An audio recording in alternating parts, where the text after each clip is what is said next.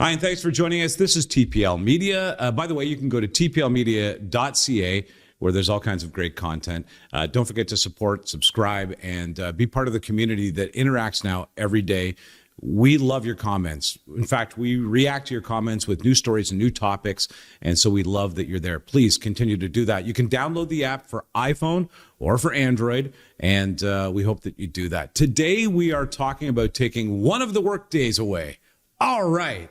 We could use one more day off in a week. And to talk to me about that is our very own Paul Micucci. Are we really headed toward a 4-day work week here, Paul? Well, you know, Mike, it's kind of interesting because it's come back on the table. It was those of you who are old enough to remember, in Canada, it was not a 4-day work week, but it was 12 unpaid days that the Bob Rae NDP government decided to put into play under Bill 48. Yep. So when this started coming up globally, it hit our radar because, quite frankly, there's a lot of online chatter about 4-day work weeks, especially with the price of gas going up so substantially. I was driving in today, and gas went up overnight 10 cents. It went from 163 to 173, which we did a show, remember, with Dan McTagg. And he said 170. He called it right on the nose. Man. That he went to 173.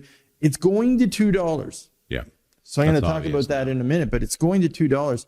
And the interesting thing that we took a look at, I'll do the math. I'm not going to bore you right now, but before the show's over, I'm going to actually talk to you about how not only 4-day work weeks are going to be talked about, economic migration is going to be a key issue coming up in the next few months. If this war keeps going, if it doesn't get ended in some fashion or form, we're going to see it. And so this came up and we call it undeveloped countries, third world countries. Yeah.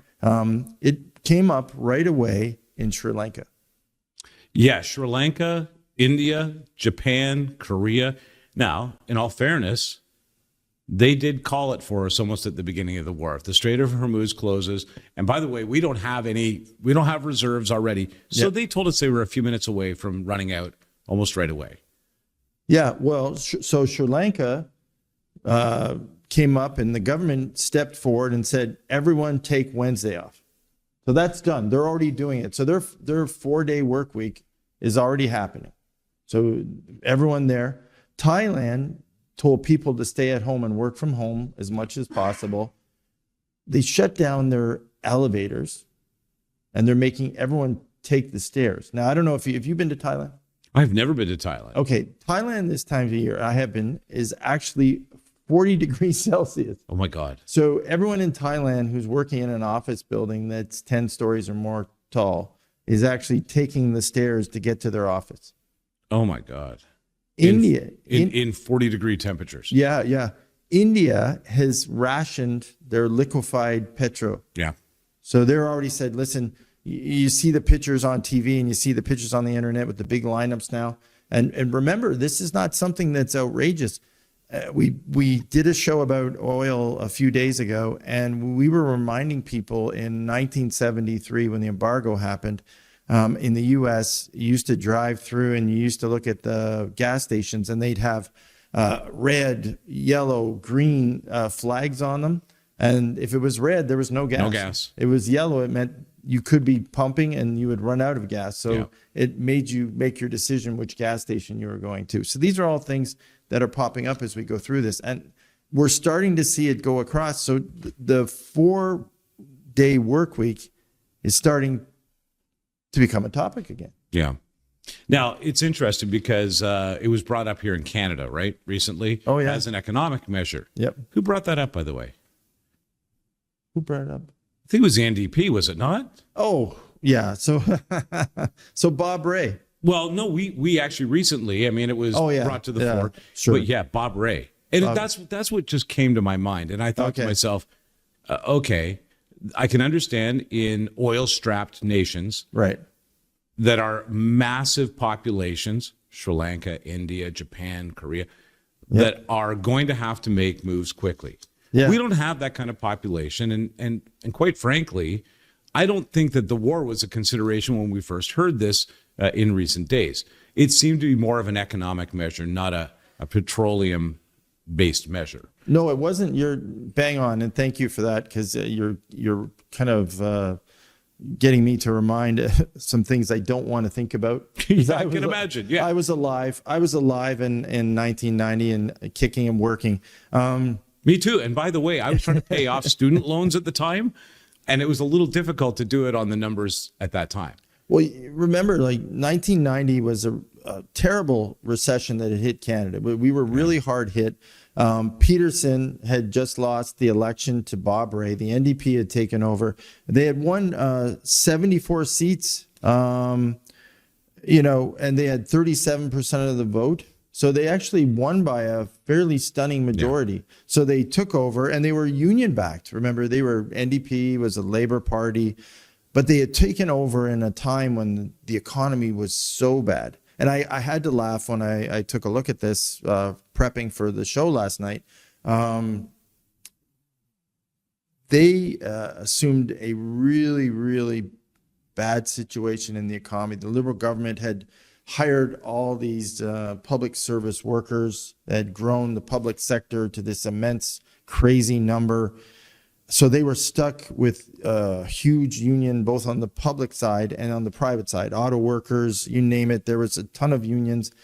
They take control, and next thing you know, they're handed this deficit of $10 billion. Yeah. People went, I laugh because today $10 billion is like it's a rounding error. If you showed up and said you had a deficit for a province of $10 billion, standing ovation. Aside from Alberta, no one would even say anything, right? But nowadays, so it went crazy, and so he had to make some strategic choices because people were going bananas. Like $10 billion. How did we rack up $10 billion? Well, you raise a good point, because he had the unions that he had built industries out of now moving against that government quickly. Exactly. And the interesting part of it was he had promised also on top of it that he was going to do public auto insurance. I don't know if you remember this, but some of the provinces, Manitoba, Saskatchewan, Quebec, and BC had already went out, and they had actually done no-fault public auto insurance. I remember no-fault insurance. Bob Rae promised it in the election to everyone. He got in power, and then he's like, oh my goodness, look at the mess I'm in. I can't meet that promise. So everyone's like, well, where's my free auto insurance? Well, that wasn't coming, right? So now he had to go back, and he had to open up all these union agreements. So now he's in this huge deficit. He starts opening up all these agreements. The deficit's growing, right? And so it's growing to a crazy point, like 10 million. It grew to 10 billion. It grows to 15 billion. And he's thinking, oh, what do I do now? So he starts opening up the public service agreements, the government agreements with the unions. And he's saying, and he's had to do it. They didn't agree to open them up. I was going to say, I think it was a forced move, right? He's canceling their agreements. He's asking them to make concessions.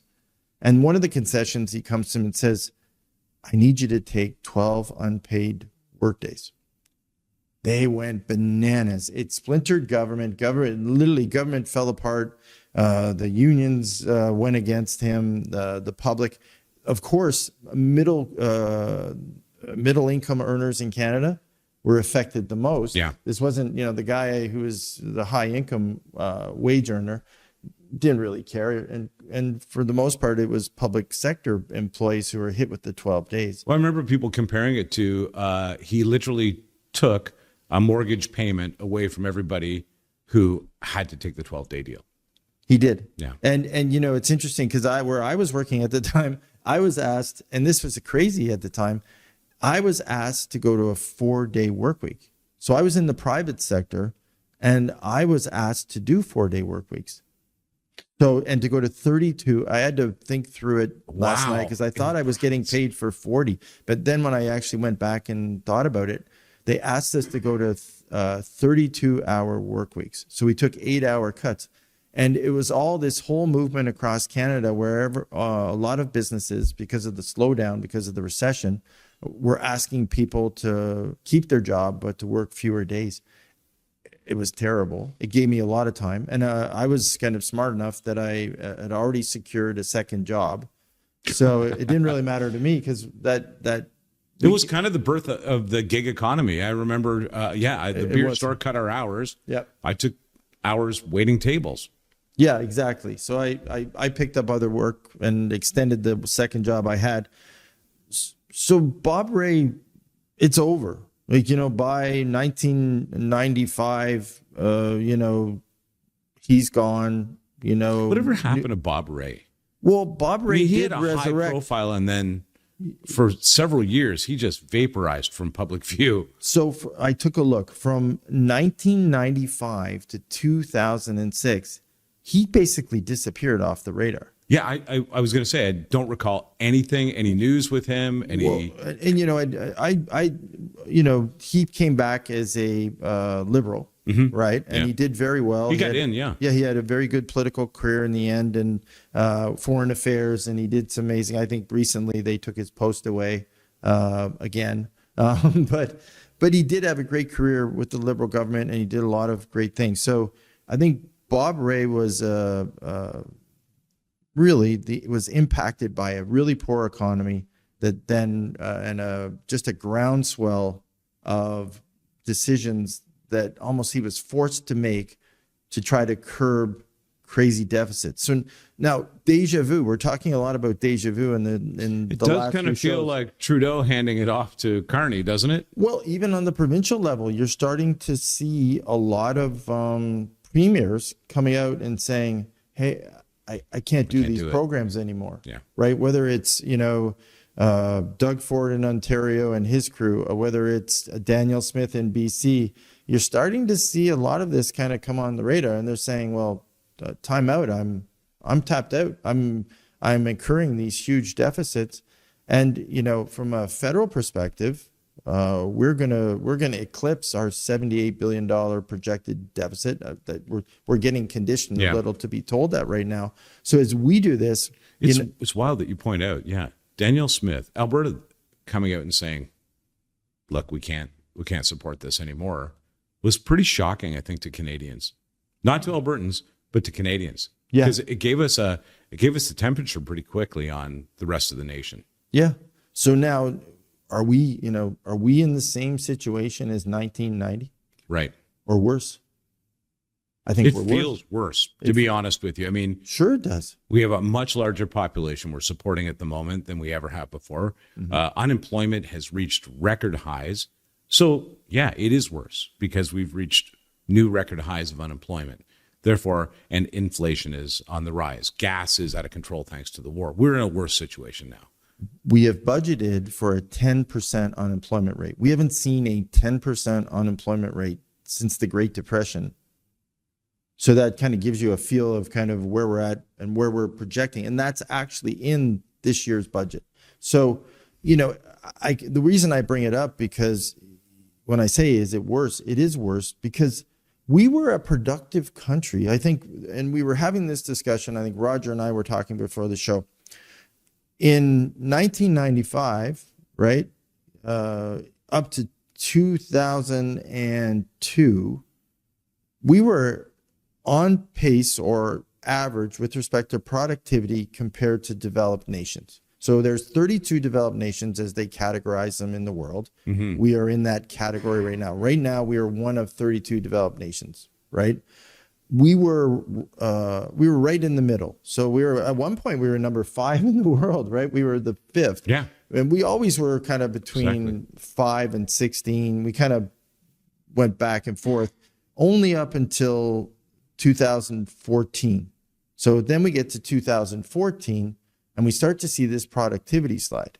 So we slid up until today. Now we're the last place. Well, we were 26th. Then before the show, you said, no, actually, we're last place. We are. And this is the scary part that I know, in our own government, the Liberal government has said, and I've mentioned it on lots of shows, this is a big concern. This isn't something that Minister Freeland, we've heard it before in budget speeches.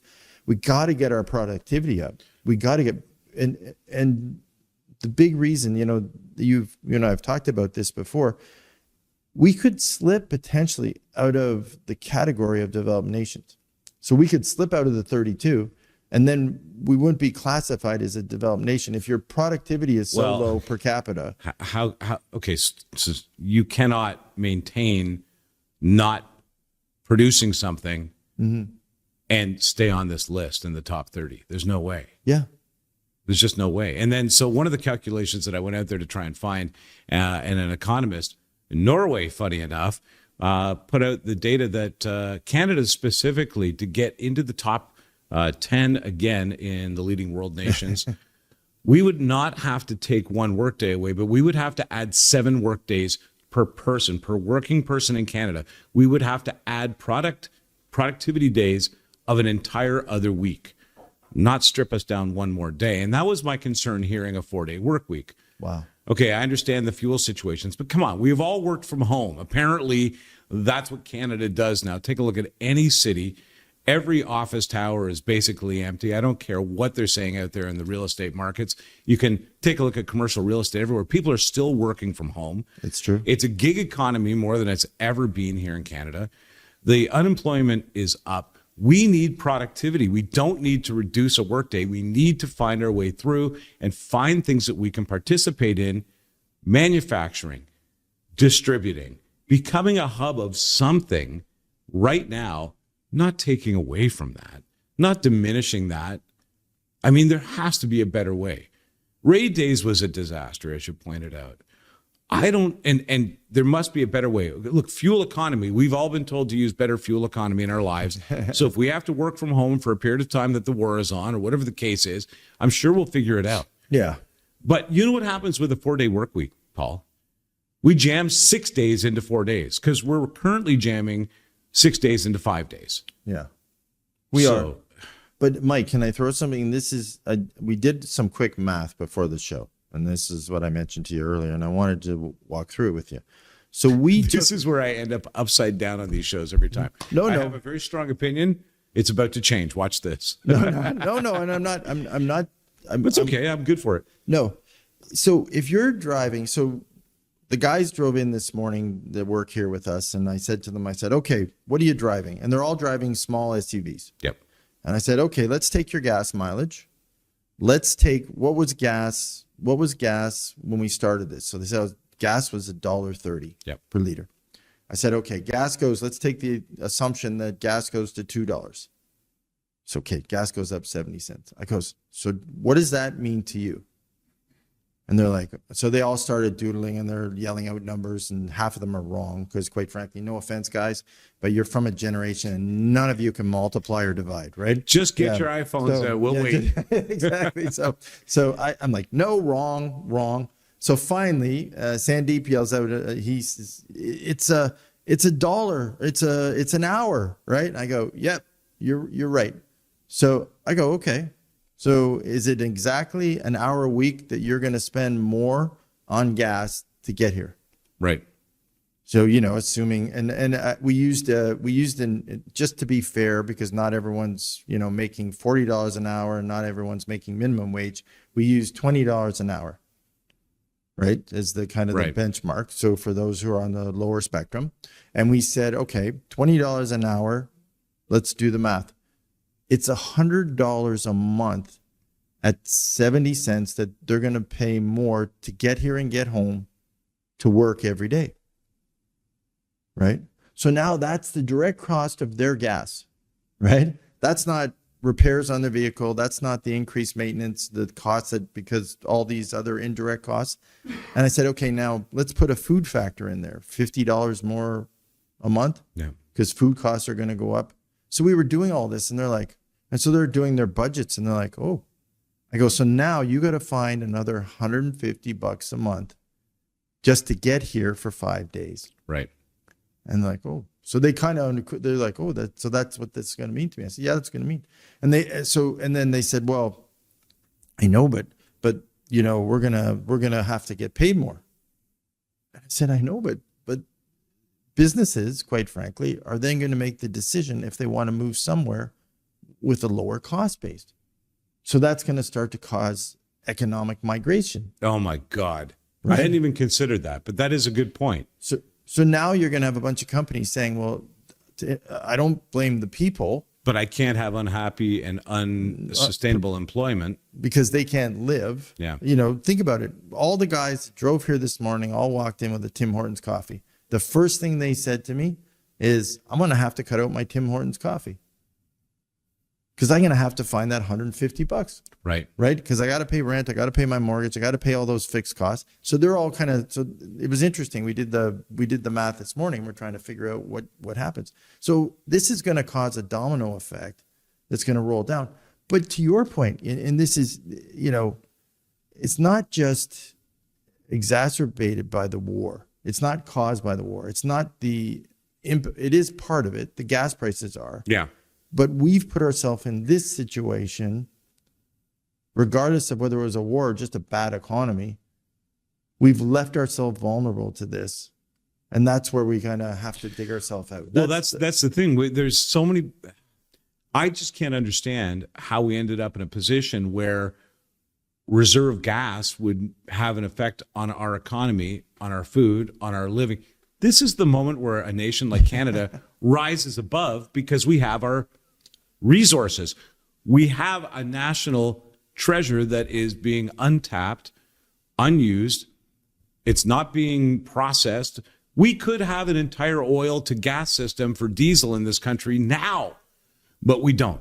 Instead, we're thinking, okay, how can we reduce 1 day of work per week when we need to be highly productive? Well, we can't. And it's interesting. When we were doing the calculations before the show, someone yelled out, "This is why we need universal income." And I said, "What?" I said, "Okay." I said, let's investigate that for a minute, because I hear that on a lot of younger podcasters, talk about universal income. It's been talked about, all these crazy 15-minute cities, universal income. I have to explain something to you guys. You have to be productive to do that. So we're not potentially a developed country. We are not productive enough to pull that off, because that can only work if the government takes control of your industries and makes money to pay you universal. It doesn't work the way you think it works. So that works, let me see if that I get works this in right. Countries like Russia or Korea, or that could work there. It could never work in Canada. I'm sorry, guys. For those of you who think that is a shot, you are so out in left field. It is insane. You're not even close, guys. Okay, so, don't get mad at me now. I got to ask. So what you're saying is, for a universal income, right? Yeah. Industries produce. The industries take the product to the market. Yes. The industries are owned and managed mainly by the government. Like China. Is this communism, kind of? It is a form. Now, it can be, listen, I don't want to get, that's a whole other show. It can be democratically monitored, right? So it can be a democracy, but quite frankly, you can't do it with low productivity. You can't be an undeveloped nation, which where we're slipping into by our productivity levels. We can't be there and do that. It wouldn't work, because the same companies that are going to economically migrate because they can't make it here in a private scenario will not be better run by the government. So therefore the government deficits will be massive, which is unsustainable for a country. So it is not, sorry guys, any economist who says differently, I'd love to get on debate. So if you're out there, let's get together and talk about it, because quite frankly, that could never happen. I do love the challenge. So please, in the comments, if that's you, let us know. We'll reach out to you and we'll pair you up with Paul for a good old debate. I made a list of reality checks, Paul. Just this 4-day work week made me, I told you I was this morning over breakfast, I was talking about 4-day work weeks with my lovely wife, who thought it, might be an applicable idea. Okay. I was told then to save my comments for my show with Paul later today. I think we need a little bit of an economic reality check. It's a paycheck illusion. A 4-day work week promises the same pay for fewer hours, but that money doesn't come from nowhere. As you point out, we need to be productive. The cost of everything will go up. Well, of course it will. You're in a recession when it occurs. 4-day work weeks are the result of an economic downfall. So it's not that one gives the other. It's just that you're in the same place at the same time for the same reason. Fewer jobs means more competition. Oh, yeah, I guess we better take this to another country where we can get more productivity in a week. Exactly. You're gonna find a lower wage rate, more productive place to run your business so you can increase your profitability. Services get worse. Remember Rae Days? Go and get your license renewed. Good luck. Yeah. Well, there was think about the morale. Remember that it was awful.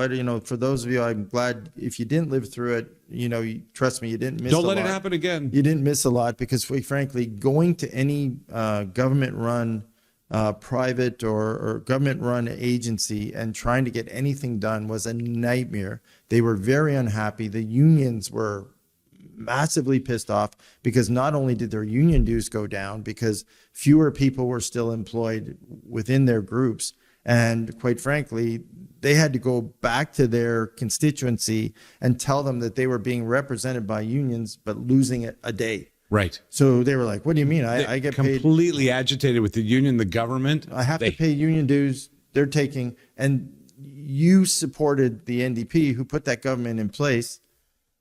And now they're taking a day off me, and I still have to pay union dues. No, there was outrage. It was an awful situation. Yeah, no, there was outrage. You're right. I remember it was bad. Many of the unions were just inside out about it. And it raises a good point because it creates, and we didn't talk about this a lot at the time, but we can look back on it now, and I can assure you this is true.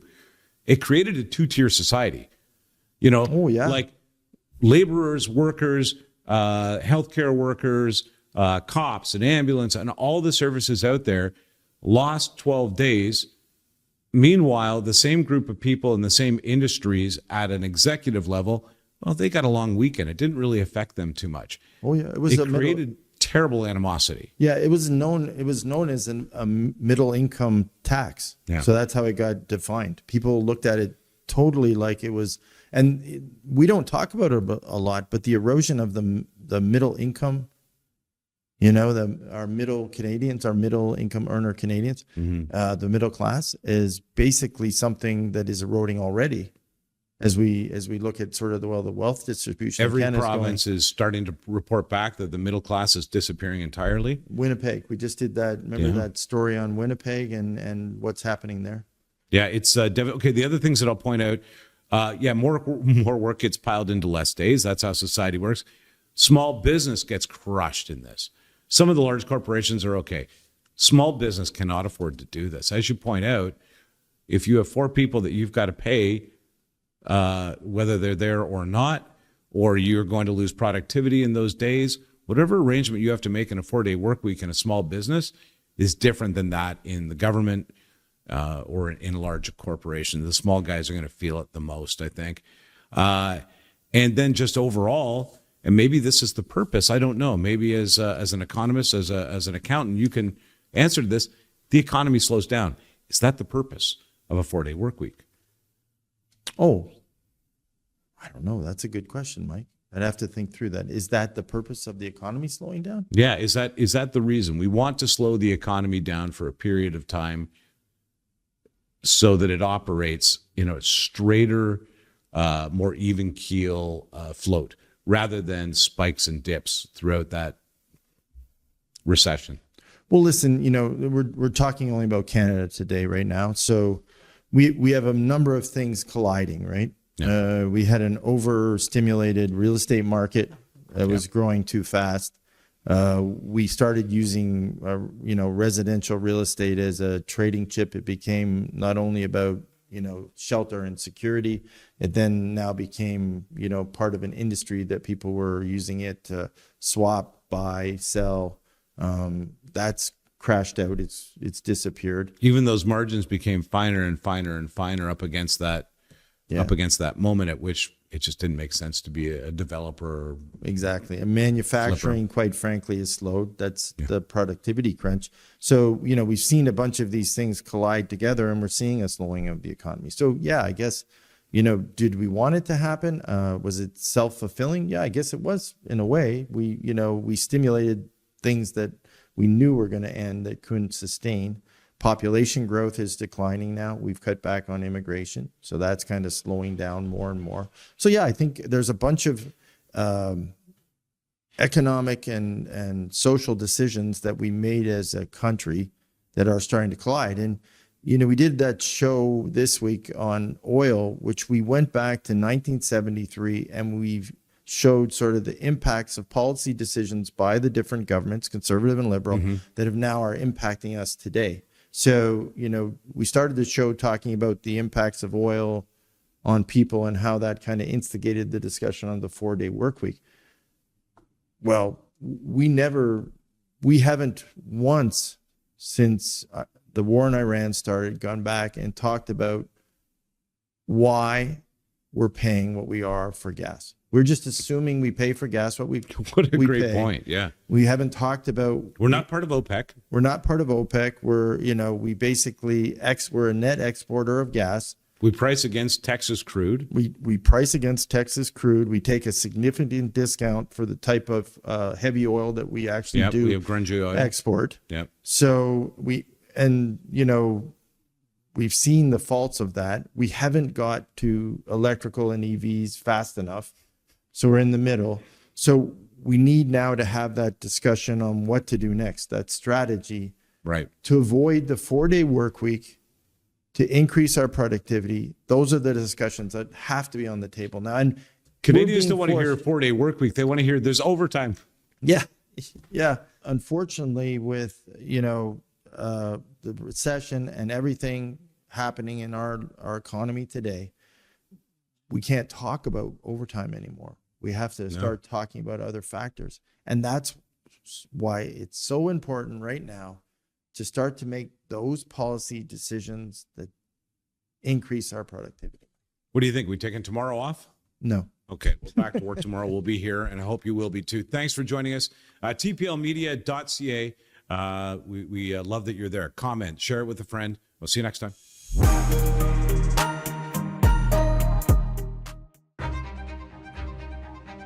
Patriotic means looking out for each other and fixing things together. True patriotism is being in the country you love, surrounded by people you love, and great weather. Being a patriot is being a part of your community and caring for it. It doesn't matter who you are or where you're from, patriotism is the one thing we all share.